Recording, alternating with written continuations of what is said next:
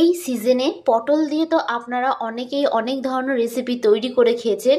তো পটল দিয়ে একঘেয়েমি রেসিপি খেতে ভালো না লাগলে একবার এই রেসিপিটি বাড়িতে বানিয়ে দেখতে পারেন।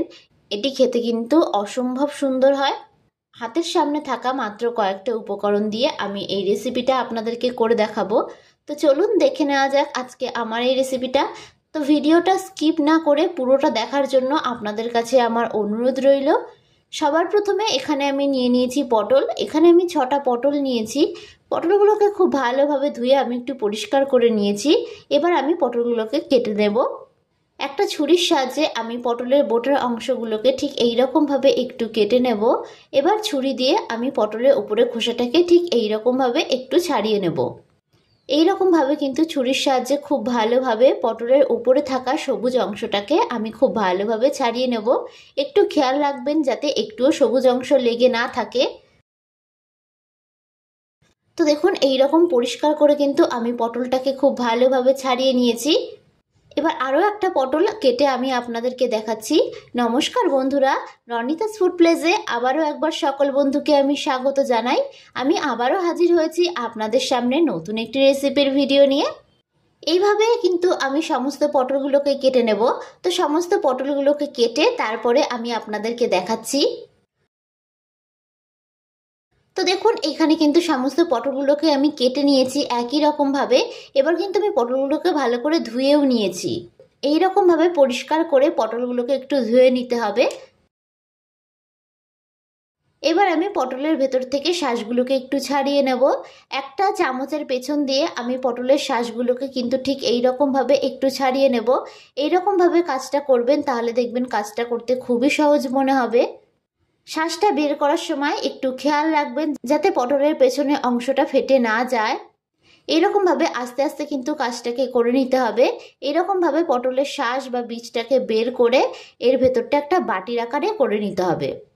দেখুন পুরো শাঁসটা কিন্তু আমি বের করে দিয়েছি। ঠিক এইরকম একটা বাটির মতন খোল তৈরি হয়ে গেছে। তো আরেকটা আমি আপনাদেরকে তৈরি করে দেখাচ্ছি। একই রকম ভাবে কিন্তু আমি পটলের শাঁসটাকে বের করে নেব। এইভাবে কিন্তু পটলের শাঁসটাকে আপনারা বের করে নেওয়ার চেষ্টা করবেন। আমার এই ভিডিওটা যদি আপনাদের কাছে ভালো লেগে থাকে তাহলে অবশ্যই একটা লাইক করবেন। আর যারা যারা আমার চ্যানেলে নতুন বন্ধু তারা অবশ্যই আমার চ্যানেলটি সাবস্ক্রাইব করে দেবেন। আমার ভিডিওর আপডেট সবার আগে পেতে পাশে থাকা বেল আইকনটা ক্লিক করতে ভুলবেন না। আর যারা যারা ফেসবুক থেকে দেখছেন তারা রনিতাস ফুড প্লেস পেজটিকে ফলো করে দেবেন। তো এইভাবে কিন্তু সবকটা পটলের শাঁস আমি বের করে নিয়ে আপনাদেরকে দেখাচ্ছি। তো দেখুন এখানে সবকটা পটলের শাঁসগুলোকে কিন্তু ঠিক একই রকম ভাবে আমি বের করে নিয়েছি। পটলের এই বীজটাকে কিন্তু ফেলবো না। পটলের বীজটাকে আমি পরবর্তী রান্নায় কাজে লাগাবো। এবার আমি এর মধ্যে দিয়ে দেব সামান্য একটু নুন ও দিয়ে দেব হলুদ গুঁড়ো। এবার নুন ও হলুদ গুঁড়োটাকে আমি হাতের সাহায্যে খুব ভালোভাবে পটলের মধ্যে একটু মাখিয়ে রাখবো।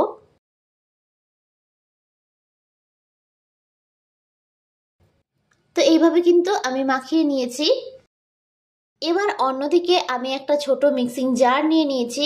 এবার আমি এর মধ্যে দিয়ে দেব পটলের বীজগুলোকে। পটলগুলো একটু কাঁচা নেওয়ারই চেষ্টা করবেন, পাকা পটল কিন্তু এখানে নেবেন না। এবার আমি এর মধ্যে দিয়ে দিচ্ছি 2 কোয়া রসুন ও সামান্য একটু আদা ও দিয়ে দেবো ঝালের জন্য কাঁচা লঙ্কা। ঝালটা অবশ্যই এখানে আপনারা আপনাদের টেস্ট অনুযায়ী দেবেন। এবার আমি মিক্সিং জারের ঢাকনা বন্ধ করে এটার একটা পেস্ট তৈরি করে নেব। এখানে কিন্তু আমি কোনো প্রকার জল দিয়ে পেস্ট করব না। তো দেখুন এরকমভাবে পেস্টটা কিন্তু আমি তৈরি করে নিয়েছি। অন্যদিকে এখানে আমি 200 গ্রাম পরিমাণে চিংড়ি মাছ নিয়ে নিয়েছি। চিংড়ি মাছগুলোকে ধুয়ে আমি ভালো করে পরিষ্কার করে নিয়েছি। এখানে কিন্তু আমি এইরকম সাইজের চিংড়ি মাছ নিয়েছি। তবে আপনারা কিন্তু চাইলে এর থেকে বড় একটু চিংড়ি মাছ দিয়েও করতে পারেন, কোনো অসুবিধা নেই। এবার এর মধ্যে দিয়ে দেব স্বাদ অনুযায়ী নুন ও দিয়ে দেব হলুদ গুঁড়ো। এবার নুন ও হলুদ দিয়ে চিংড়ি মাছের মধ্যে আমি খুব ভালোভাবে একটু মাখিয়ে নেব। আপনারা যদি বড় চিংড়ি মাছটা দিয়ে করেন তাহলে কিন্তু চিংড়ি মাছটা একটু ছোট ছোট টুকরো করে কেটে নিতে পারেন। তো এইভাবে আমি একটু চিংড়ি মাছটাকে মাখিয়ে নিলাম। অন্যদিকে আমি একটা কড়াই বসিয়ে দিয়েছি। কড়াইটা গরম হয়ে গেছে। এবার আমি এর মধ্যে বেশ কিছুটা সাদা তেল দিয়ে দিলাম। তবে আপনারা কিন্তু চাইলে রান্নাটা সর্ষের তেল দিয়েও করতে পারেন। তেলটা গরম হয়ে গেছে। এবার আমি এর মধ্যে আগে থেকে নুন হলুদ মাখিয়ে রাখা পটলগুলো দিয়ে দেব। পটলগুলো দিয়ে আমি খুব ভালোভাবে একটু ভেজে নেব। গ্যাসের ফ্লেমটাকে একটু হাইয়ে রেখেছি। পটল ভাজতে কিন্তু একটু সময় লাগে, তো হাই রেখে কাজটা করবেন, তাহলে দেখবেন কাজটা খুব সহজে হয়ে যাবে। যেহেতু পটলের মধ্যে আমি নুন হলুদটা মাখিয়ে রেখেছিলাম, সেহেতু কিন্তু পটলটা খুব তাড়াতাড়ি সেদ্ধও হয়ে যাবে। তো এইভাবে উল্টে পাল্টে আমি পটলগুলোকে একটু লাল লাল করে ভেজে নেব। একটু লাল লাল করে কিন্তু পটলগুলোকে ভেজে নেবেন। তো দেখুন দু পিঠটাই কিন্তু ঠিক এই রকম ভাবে আমি লাল লাল করে ভেজে নিয়েছি। তো এবার পটলগুলোকে আমি অন্য একটি পাত্রে তুলে নেব। এবার ওই তেলেই আমি দিয়ে দিচ্ছি পেঁয়াজ কুচি। এখানে একটা মিডিয়াম সাইজের পেঁয়াজকে আমি কুচি করে কেটে নিয়েছি। পেঁয়াজ কুচি দিয়ে আমি খুব ভালোভাবে পেঁয়াজ কুচিটাকে একটু ভেজে নেব। পেঁয়াজটাকে একটু মিহি করে কুচিয়ে দেওয়ার চেষ্টা করবেন। খুব ভালোভাবে নাড়াচাড়া করে আমি পেঁয়াজ কুচিটাকে ভেজে নিয়েছি। এরকম হালকা করে কিন্তু একটু পেঁয়াজ কুচিটাকে ভেজে নিতে হবে। এবার আমি এর মধ্যে যে আগে থেকে পেস্টটা তৈরি করে রেখেছিলাম সেটা দিয়ে দেব। পটলের এই পেস্টটা দিয়ে আমি খুব ভালোভাবে নাড়াচাড়া করে কিন্তু একটু ভেজে নেব। পটলের এই পেস্টের মধ্যে যে এক্সট্রা জলটা আছে সেই জলটাকে কিন্তু খুব ভালোভাবে টানিয়ে নিতে হবে। গ্যাসের ফ্লেমটাকে এই অবস্থায় আমি মিডিয়ামে রেখেছি।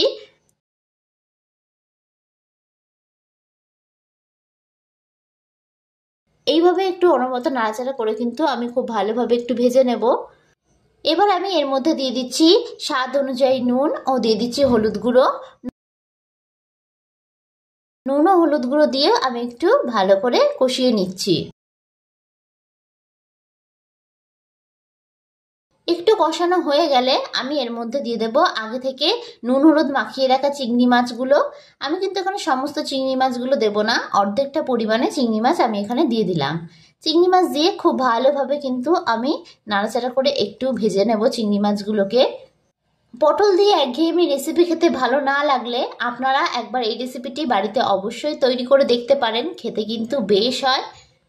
তো দেখুন এটা কিন্তু প্রায় ভাজা ভাজা হয়ে গেছে। এর মধ্যে যে এক্সট্রা জলটা ছিল সেটা কিন্তু অনেকটা টেনে এসেছে। এবার আমি এর মধ্যে দিয়ে দেব আগে থেকে সেদ্ধ করে রাখা একটা আলু। এখানে আমি একটা মিডিয়াম সাইজের আলুকে আগে থেকে একটু সেদ্ধ করে নিয়ে হাত দিয়ে খুব ভালো করে একটু মেখে নিয়েছিলাম। এবার আলু দিয়ে এই মশলার সঙ্গে আমি একটু কষিয়ে নিচ্ছি। গ্যাসের ফ্লেমটাকে এই অবস্থায় মিডিয়ামে রাখবেন, নাহলে কিন্তু নিচ থেকে লেগে যেতে পারে। তো দেখুন খুব ভালোভাবে কিন্তু এটা ভাজা হয়ে গেছে। এইরকম ভাবে কিন্তু একটু ভেজে নিতে হবে। তো এবার এটাকে আমি অন্য একটি পাত্রে তুলে নেব। তো এরকম একটি পাত্রে আমি তুলে নিয়েছি। এবার এটাকে কিন্তু খুব ভালোভাবে আমি একটু ঠান্ডা করে নেব। অন্যদিকে যে পটলটা ভেজে রেখেছিলাম সেটাও কিন্তু খুব ভালোভাবে ঠান্ডা হয়ে গেছে, আর পুরটাও কিন্তু খুব ভালো করে ঠান্ডা হয়ে গেছে। এবার পটলের মধ্যে আমি এই পুরটাকে ভরে দেব। একটু ঠান্ডা করে কাজটা করার চেষ্টা করবেন, তাহলে কিন্তু কাজটা করতে খুবই সহজ হবে। এইভাবে কিন্তু পটলের মধ্যে আমি পুরটাকে ভরে দিচ্ছি। এইরকম ভাবে পটলের মধ্যে পুরটা ভরে আমি মুখটাকে এইরকম ভাবে একটু বন্ধ করে দিচ্ছি। আমি আরো একটা করে আপনাদেরকে দেখাচ্ছি। একই রকম ভাবে কিন্তু এই পটলের মধ্যেও আমি পুরটাকে ভরে নেব। তো সবকটা পটলের মধ্যে পুর ভরে আমি আপনাদেরকে দেখাচ্ছি। তো দেখুন সবকটা পটলের মধ্যে কিন্তু পুরগুলো আবার ভরা হয়ে গেছে। একই রকম ভাবে কিন্তু সবকটা পটলেই আমি পুরগুলোকে ভরে নিয়েছি। এবার অন্যদিকে আমি একটা ছোট মিক্সিং জার নিয়ে নিয়েছি। এবার আমি এর মধ্যে দিয়ে দেব একটা বড় সাইজের কুচিয়ে রাখা পেঁয়াজ, ও দিয়ে দেব আদা, ও দিয়ে দিচ্ছি 4 কোয়া রসুন, ও আমি ঝালের জন্য দিয়ে দেব কাঁচা লঙ্কা। আমি এখানে 4টে কাঁচা লঙ্কা দিয়েছি। ঝালটা অবশ্যই আপনারা আপনাদের টেস্ট অনুযায়ী দেবেন। এবার সামান্য একটু জল দিয়ে মিক্সিং জারের ঢাকনা বন্ধ করে এটার একটা স্মুথ পেস্ট আমি তৈরি করে নেব। তো দেখুন এইরকম একটা পেস্ট আমি তৈরি করে নিয়েছি। অন্যদিকে আবারও একটা কড়াই আমি বসিয়ে দিয়েছি। কড়াইটা গরম হয়ে গেলে আমি এর মধ্যে দিয়ে দেব সাদা তেল। আমি আবারও বলছি, আমি এখানে সাদা তেল দিয়ে রান্নাটা করেছি, তবে আপনারা কিন্তু চাইলে রান্নাটা সর্ষের তেল দিয়েও করতে পারেন। তেলটা গরম হয়ে গেছে। এবার আমি এর মধ্যে ফোড়নোর জন্য দিয়ে দিচ্ছি গোটা গরম মশলা। এখানে আমি এলাচ, লবঙ্গ আর দারচিনি দিয়ে দিয়েছি। ফোড়নটা একটু ভেজে নেব। ফোড়নটা থেকে যখন একটা সুন্দর গন্ধ বেরোতে শুরু করবে, তখন আমি এর মধ্যে দিয়ে দেব আগে থেকে যে পেঁয়াজ রসুনের পেস্টটা আমি তৈরি করে রাখলাম সেটা। সমস্ত পেস্টটা দিয়ে খুব ভালোভাবে নাড়াচাড়া করে কিন্তু আমি মশলাটাকে খুব ভালোভাবে একটু ভেজে নেব। গ্যাসের ফ্লেমটাকে এই অবস্থায় আমি মিডিয়ামে করে দিয়েছি। মশলাটা একটু কষে আসলে আমি এর মধ্যে দিয়ে দেব আগে থেকে নুন হলুদ মাখিয়ে রাখা চিংড়ি মাছগুলো। প্রথমে আমি পুরটা রেডি করার সময় অর্ধেক চিংড়ি মাছ দিয়েছি, আর এখানে কিন্তু বাদবাকি চিংড়ি মাছটা আমি দিয়ে দিলাম। এবার মশলার সঙ্গে চিংড়ি মাছটাকে আমি একটু কষিয়ে নিচ্ছি। তো দেখুন চিংড়ি মাছে কিন্তু জল গলতে শুরু করে দিয়েছে। তো এই পর্যায়ে আমি অ্যাড করে দিচ্ছি 1 টিস্পুন জিরের গুঁড়ো, ও দিয়ে দিচ্ছি 1 টিস্পুন ধনের গুঁড়ো, ও দিয়ে দিচ্ছি 1 টিস্পুন কাশ্মীরি লাল লঙ্কার গুঁড়ো, এতে কিন্তু একটা সুন্দর কালার হবে। ও দিয়ে দিচ্ছি 1 টিস্পুন হলুদ গুঁড়ো। ও মশলাটা যাতে পুড়ে না যায় তো সামান্য একটু আমি জল দিয়ে দিলাম। এবার এগুলোকে কিন্তু খুব ভালোভাবে আমি একটু কষিয়ে নিচ্ছি। আমি এখানে কালারের জন্য কাশ্মীরি লঙ্কার গুঁড়ো ব্যবহার করছি, আপনারা কিন্তু চাইলে এটা নাও দিতে পারেন। খুব ভালোভাবে কিন্তু আমি মশলাটাকে একটু কষিয়ে নেব। এবার আমি এর মধ্যে দিয়ে দেব স্বাদ অনুযায়ী নুন। মশলা যতই কষানো যাবে রান্নার স্বাদ কিন্তু ঠিক ততটাই ভালো হবে। এইভাবে আমি খুব ভালোভাবে নাড়াচাড়া করে কিন্তু মশলাটাকে একটু কষিয়ে নিয়েছি। এবার আমি এর মধ্যে অ্যাড করে দিচ্ছি আগে থেকে ফেটিয়ে রাখা টক দই। টক দইটাকে কিন্তু আমি খুব ভালো করে একটু ফেটিয়ে নিয়েছি। আর দইটা কিন্তু অবশ্যই রুম টেম্পারেচারে রাখা অবস্থায় দেবেন, ডাইরেক্ট ফ্রিজ থেকে বের করে কিন্তু দেবেন না। তো এইভাবে দই দিয়ে কিন্তু আমি খুব ভালোভাবে একটু কষিয়ে নেব। যখন মশলাটা খুব ভালোভাবে একটু কষে আসবে তখন আমি এর মধ্যে দিয়ে দেব চিনি। যেহেতু আমি এখানে টক দই দিয়েছি সেহেতু কিন্তু টেস্টের ব্যালেন্স করার জন্য আমি সামান্য একটু চিনি দিয়ে দিলাম। আপনারা অবশ্যই চিনিটা দেওয়ার চেষ্টা করবেন, তাহলে দেখবেন খেতে খুবই ভালো হবে। তো দেখুন মশলাটা কিন্তু খুব ভালোভাবে আমার কষানো হয়ে গেছে। মশলা থেকে তেল ছাড়তেও শুরু করে দিয়েছে। যখনই মশলা থেকে তেল ছাড়তে শুরু করে দেবে তখনই বুঝে যাবেন যে মশলাটা খুব ভালোভাবে কষানো হয়ে গেছে। তো এই পর্যায়ে আমি একটু জল অ্যাড করে দিচ্ছি। এখানে কিন্তু খুব বেশি পরিমাণে আমি জল দেব না। এবার এই ঝোলটাকে খুব ভালোভাবে আমি একটু ফুটিয়ে নেব। তো দেখুন ঝোলটা কিন্তু খুব ভালোভাবে একটু ফুটে এসেছে। এবার আমি এর মধ্যে আগে থেকে পুর ভরে রাখা পটলগুলো দিয়ে দেব। সমস্ত পটলগুলোকে কিন্তু আমি দিয়ে দিয়েছি। এবার গ্যাসের ফ্লেমটাকে মিডিয়াম টু হাই রেখে ঢাকনা চাপা দিয়ে দেব 2 মিনিটের জন্য। 2 মিনিট পর আমি আবার ফিরে আসলাম। তো দেখুন পটলগুলো কিন্তু খুব ভালোভাবে সেদ্ধ হয়ে গেছে। এইরকমভাবে ঢাকনা চাপা দিয়ে রান্না করবেন, তাহলে কিন্তু রান্নাটা খুব সহজেই হয়ে যাবে। যেহেতু আমি পটলগুলোকে আগে থেকে ভেজে রেখেছিলাম তো পটলগুলো সেদ্ধ হতে খুব একটা সময় লাগবে না। এবার আমি এর মধ্যে অ্যাড করে দিচ্ছি গরম মশলার গুঁড়ো। গরম মশলা দিয়ে আমি খুব ভালো করে একটু ফুটিয়ে নেব। ভিডিওটা ভালো লাগলে লাইক কমেন্ট আর চ্যানেলটা সাবস্ক্রাইব করতে ভুলবেন না। আর যারা যারা ফেসবুক থেকে দেখছেন তারা রনিতাস ফুড প্লেস পেজটিকে ফলো করে দেবেন।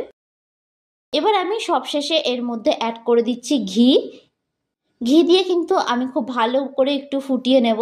তো ভিডিওটা শেষ পর্যন্ত দেখার জন্য আপনাদেরকে আমি অসংখ্য ধন্যবাদ জানাই। তো দেখুন খুব সহজে কিন্তু তৈরি হয়ে গেছে চিংড়ি মাছের পুর ভরা পটলের এই রেসিপিটি।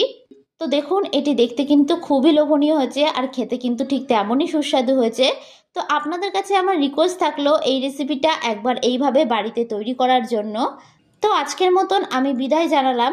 আবারও হাজির হব আপনাদের সামনে নতুন একটি রেসিপির ভিডিও নিয়ে। তো আশা করি আপনারা সকলে ভালো থাকবেন, সুস্থ থাকবেন। ধন্যবাদ।